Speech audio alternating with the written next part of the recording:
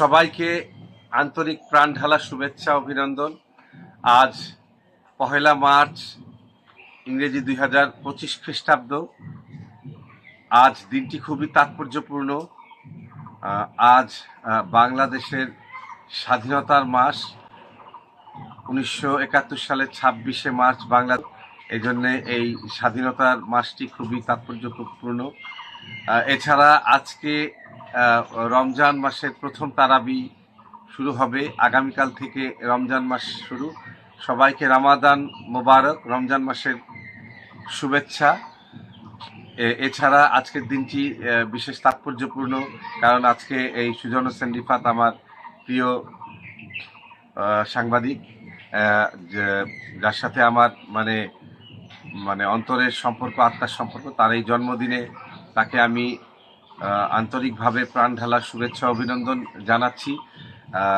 সুজন যাতে রাষ্ট্রের জন্যে, দেশের জন্য, পরিবারের জন্য, সমাজের জন্য কিছু করতে পারে এবং তার কর্মময় জীবন জানি সুন্দর হয় এবং মানুষের পাশে এসে দাঁড়াতে পারে, এই দোয়াই করি।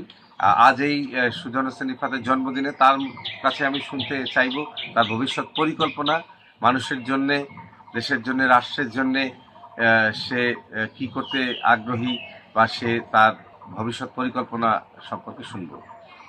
ধন্যবাদ শাওন করিম ভাই। আসলে আমি সবসময় চেয়েছিলাম একজন ভালো মানুষ হতে। এটি হচ্ছে আমার সবসময় আমার ইচ্ছা ছিল যে একজন ভালো মানুষ হয়ে নিজেকে গড়ে তোলা।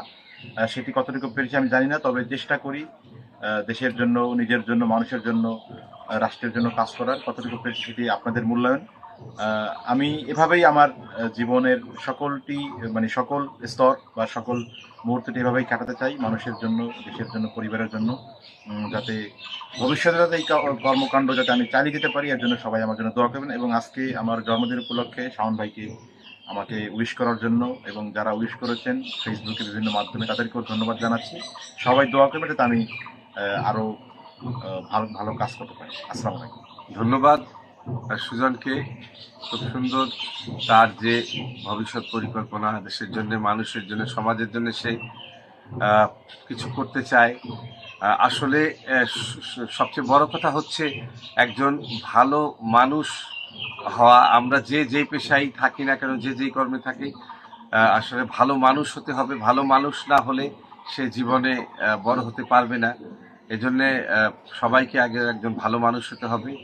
আমি দোয়া করি সুজন হোসেন রিফাত তার কর্মময় জীবন জানি সুন্দর হয়, মানুষের জন্য কাজ করতে পারে, মানুষের পাশে এসে দাঁড়াতে পারে, সমাজের জন্য, রাষ্ট্রের জন্য, দেশের জন্য জানি কিছু অবদান রাখতে পারে। আসলে মানুষের এই পৃথিবীতে আসার মূল উদ্দেশ্যই হচ্ছে মানুষের জন্য কিছু করা, না হলে এই পৃথিবীতে আসাটাই বৃথা।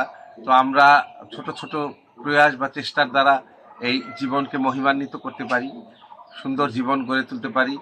সবাইকে আন্তরিক শুভেচ্ছা অভিনন্দন। আমি শাওন করিম, সুজন হোসেন রিফাতের জন্মদিনে অনেক শুভেচ্ছা।